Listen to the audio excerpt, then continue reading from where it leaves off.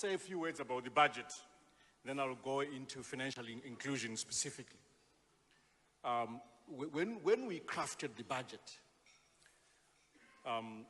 we had to really try to understand what the problem was. What problem were we trying to solve? So there are three problems that we're trying to solve. If I should say two, it comes out to two actually. One is the twin deficit challenge.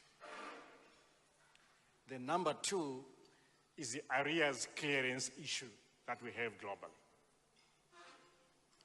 Now, let me start off with the arrears clearance issue.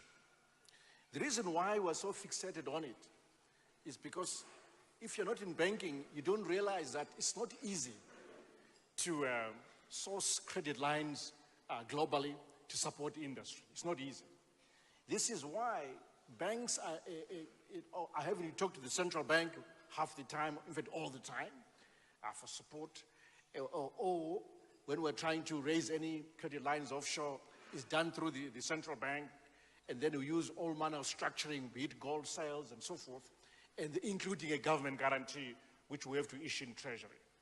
Why? Because the Apex Bank is the only bank with the credit standing to be able to do that with the support from Treasury. So that is an issue, the fact that our credit lines are not easy to source globally because of the arrears clearance. So we are fixated with that issue. We want to deal with it, and we are determined as a government to deal with it over the next 12 months, and I'm sure we will succeed. In fact, I'm certain we will succeed. We are moving with speed.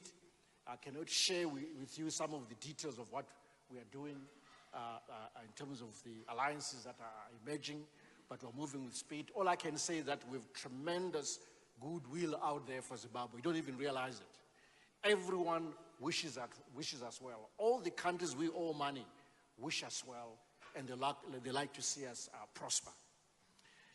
This is why I'm very bullish about Zimbabwe. Trust me.